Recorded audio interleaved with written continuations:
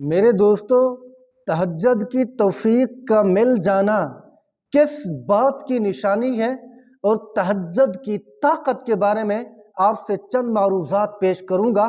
آپ نے توجہ سے سننا ہے، ویڈیو کو لاسٹ تک ضرور دیکھنا ہے۔ تو آئیے ویڈیو شروع کرنے سے پہلے درود پاک پڑھتے ہیں۔ اللہم صلی علی سیدنا و مولانا محمد مبارک وسلم ثم صلی علیہ۔ اگر آپ میرے چینل پر نئے ہو تو میرے چینل کو سبسکرائب ضرور کریں اور ویڈیو کو لائک بھی کریں اور پیارا سا ایک کومنٹ بھی کریں۔ جزاکم اللہ خیرا و احسن الجزا۔ آئیے اپنے اصلی ٹاپک پہ بات کرتے ہیں۔ میرے دوستو، تہجد کی طاقت کے بارے میں ذرا آپ سمجھیں کہ تہجد بڑی پاورفل طاقت ہے، بڑی پاورفل عبادت ہے۔ دیکھیں، فرض نمازوں کے بعد جو نوافل میں سب سے زیادہ طاقتور اور پاورفل نوافل ہیں وہ تہجد کے نوافل ہیں۔ جس بندے کو یہ نماز نصیب ہو جائے وہ بندہ خوش بخت ہے اور خوش قسمت ہے۔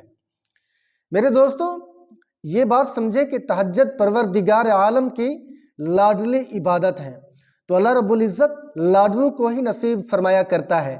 جو اللہ تعالیٰ کے محبوب ہوتے ہیں، پیارے ہوتے ہیں، انہیں نصیب کیا کرتا ہے۔ اللہ رب العزت نے قرآن عظیم الشان کے اندر بھی اس نفل تہجد کا ذکر فرمایا ہے۔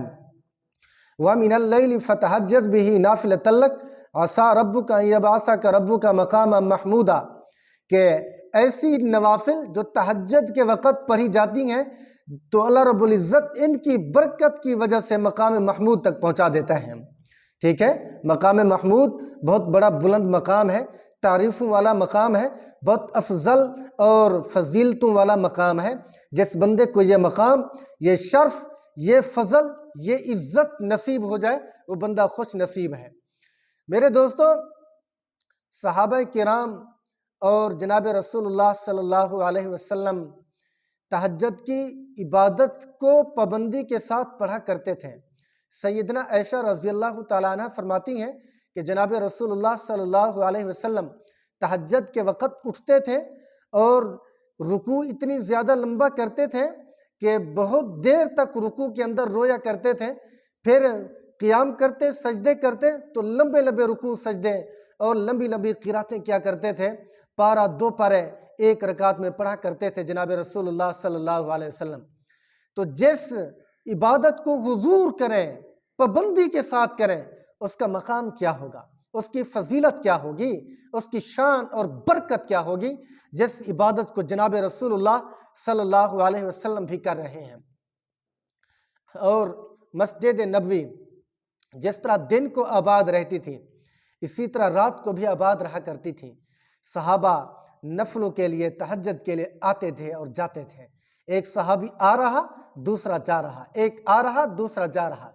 تو رات کو بھی مسجد نبوی آباد ہوتی تھی تہجد کی وجہ سے۔ ٹھیک ہے، آج ہم سے تو فرائض بھی پورے نہیں ہو رہے، ہم سے تو صبح کی صرف 4 رکعت نماز ہوتی ہے وہ بھی نہیں پڑھی جا رہی۔ ہماری غفلت ہے بھائی، ہماری یہ بدقسمتی ہے جس کا نتیجہ ہم دیکھ رہے ہیں۔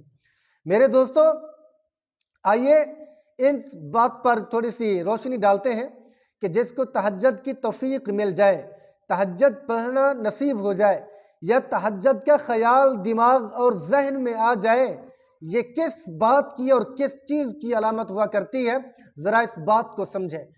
پہلی چیز یہ ہے، پہلی نشانی یہ ہے، جس بندے کو تہجد پڑھنے کا تھوڑا شوق پیدا ہو گیا اور گویا کہ اس کا ذہن تبدیل ہو گیا، تو یہ سمجھ لیں کہ اسے اللہ رب العزت اپنا قرب دینا چاہتے ہیں۔ پروردگار عالم جس کو اپنے پاس بلا رہے ہیں، اس کو بلندیوں پر پہنچانا چاہتے ہیں اور اس کے گناہوں کو معاف کرنا چاہتے ہیں۔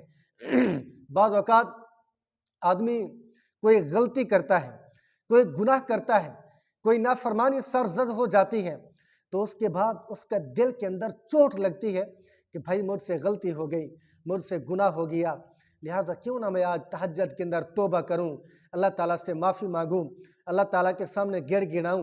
تو یہ خیال آ جانا، یہ ذہن سازی ہو جانا، سمجھ لیں کہ بندے کے گناہ دھل رہے ہیں، بندے کو اللہ تعالیٰ معاف کرنا چاہتے ہیں، بلندیوں پہ مقام دینا چاہتے ہیں۔ یہ ہر کسی کو نصیب نہیں ہوتا۔ چونکہ تہجد کا وقت ایک تھوڑا سا مشکل وقت ہوتا ہے اٹھنے کے لحاظ سے، اور خاص درجے کا وقت ہوتا ہے۔ تو پروردگار عالم جس کو توفیق نے وہ بہت بڑا خوش نصیب بندہ ہے۔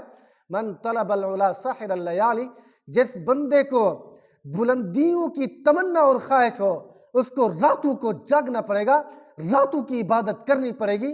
جب تک راتوں کو نہیں جاگے گا، مشکلات نہیں کاٹے گا، اس وقت تک بلندیوں پہ فیض ہو نہیں سکتا۔ یہ بات طے ہے میرے دوستو۔ تو میں عرض کر رہا تھا کہ جس بندے کو تہجد نصیب ہو جائے یار، کتنی سعادت کی بات ہے۔ آج کل بڑی راتیں ہو رہی ہیں، لمبی راتیں ہو رہی ہیں، پھر بھی ہم غفلت کریں، پھر بھی ہم نماز نہ پڑھیں۔ 4-5-6 گھنٹوں میں نیند پوری ہو جاتی ہے اگر رات کو ٹائم سے سو جائیں، وقت پہ سو جائیں۔ آج کل تو دیکھتے ہیں ٹی وی پہ، ڈراموں پہ، فلموں پہ، اور فلموں کے سیزن بھی ان سردیوں کے موقع میں شروع ہوتے ہیں تاکہ عوام کو مشغول رکھا جائے، مصروف رکھا جائے، ان کو کوئی عبادت نہ کرنی دی جائے۔ پہلے زمانہ ہوتا تھا لوگ راتوں کو عشاء کے بعد سو جایا کرتے تھے اور صبح جلدی اٹھتے تھے، نماز بھی پڑھتے تھے۔ نماز سے پہلے تہجد کی نماز، تہجد سے پہلے، فجر کی نماز سے پہلے تہجد بھی پڑھ لیتے تھے، منزل بھی پڑھ لیتے تھے، اور اپنے جو صبح سویرے کرنے والے کام ہوتے تھے وہ تمام کے تمام تہجد کے وقت مکمل کر لیتے تھے۔ تو کیسا سنہرا دور تھا، کیسا پیارا دور تھا کہ جو بڑے وقتی اٹھا کرتے تھے اور اللہ رب العزت سے راز و نیاز بھی کرتے تھے، اور اس وقت رزق میں برکت بھی ہوتی تھی۔ تو اگر کیا خیال ہے کہ اگر آج بھی ہم وہی دور دہرانا شروع کر دیں، وہی نیکیں شروع کر دیں، وہی عبادات اپنانا شروع کر دیں، وہی عادات کے اوپر عمل کرنا شروع کر دیں تو ہماری زندگی بھی بدل سکتی ہے۔ تو پہلے والی خواتین بھی ایسی ہوا کرتی تھیں، راتوں کو جلدی اٹھتی تھیں، اپنے خاوند کے لیے دعائیں کرتی تھیں، اپنے بیٹوں اور بیٹوں کے لیے دعائیں کرتی تھیں۔ بیٹا اگر مسافر ہوتا تھا، مزدوری پہ جایا کرتا تھا تو ماں مصلی پہ بیٹھ کے دعائیں کرتی تھیں۔ تو کتنی بڑا پیارا اور بہترین زمانہ تھا جس وقت بیٹا سفر پہ، ماں بیٹھی مصلی پہ دعائیں کر رہی، اللہ تعالیٰ کے سامنے رو رہی ہوتی ہے۔ آج وہ زمانہ کہاں گیا؟ آج وہ دور کہاں چلا گیا؟ کتنے لوگ گویا کہ جدید سہولیات اور جدید تقاضوں میں، جدید گویا کہ چیزوں میں مست اور بے ہوش ہو گئے۔ تو میرے دوستو، آج کل چونکہ موبائلوں کا دور ہے، یہ آلات آ چکے ہیں، تو راتوں کو چھوٹے چھوٹے بچے گیموں میں، کارٹونوں میں اور اس طرح فحش فلموں میں لگ جاتے ہیں، فحش ڈراموں میں ساری رات لگ جاتی ہے، 1-2 بجے سوتے ہیں تو صبح 10-12 بجے اٹھتے ہیں۔ تو تہجد تو دور کی بات، فجر کی نماز پڑھنا بھی نصیب نہیں ہوتا۔ فجر کے وقت جو صبح کے بعد جو ناشتہ ہوتا ہے وہ بھی ٹائم پہ نصیب نہیں ہوتا۔ کتنی بڑی بھائی یہ غفلت ہے، کتنی بڑی یہ نادانی ہوتی ہے۔ تو میں عرض کر رہا تھا کہ تہجد جس کو نصیب ہو جائے بندہ بہت خوش قسمت ہوتا ہے۔ تو اسی لیے جہاں جہاں تک میری آواز پہنچ رہی ہے، جہاں جہاں تک میری ویڈیو یا پیغام پہنچ رہا ہے، تو سب کی خدمت میں گزارش کروں گا کہ راتوں کو تہجد کی عبادت کو یقینی بنائیں۔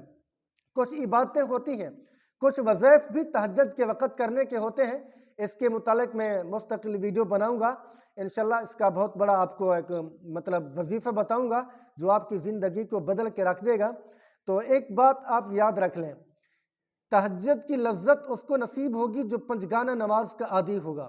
جس کو 5 وقت کی نماز نصیب ہوگی اس بندے کو تہجد کی نماز کا شوق و شغف ہوگا، اس بندے کو اللہ رب العزت توفیق دیتے ہیں۔ تو دعا کرتے ہیں پروردگار عالم ہمیں صحیح معنی نیک اعمال کرنے کی توفیق نصیب فرمائے اور دیندار بنائے، تہجد کی حلاوت اور تہجد کی لذت گویا کہ نصیب فرمائے۔ آخر کے اندر پھر گزارش کروں گا کہ اگر آپ میرے چینل پر نئے ہو تو میرے چینل کو سبسکرائب ضرور کریں، کمنٹ کریں، لائک کریں۔ جزاکم اللہ خیرا و احسن الجزاء۔ اللہ رب العزت ہم سب کا حامی و ناصر ہو۔ اگر کوئی آن لائن ٹیوشن پڑھنا چاہتا ہو تو وہ بھی رابطہ کر سکتا ہے، چینل بینر پہ میرا نمبر موجود ہے۔ یا تجوید کے ساتھ قرآن پڑھنا چاہتا ہو، تفسیر اور ترجمے کے ساتھ پڑھنا چاہتا ہو تو اس کو بھی پڑھا دیا جائے گا۔ اور مسنون اذکار، مسنون دعائیں جو انسان کو روز مرہ کے کام آتی ہیں تو وہ بھی اس کو سکھا دی جائیں گی۔ دعائیں رب لم یزل ہم سب کو اپنی حفظ و امان میں رکھے۔ السلام علیکم ورحمۃ اللہ وبرکاتہ۔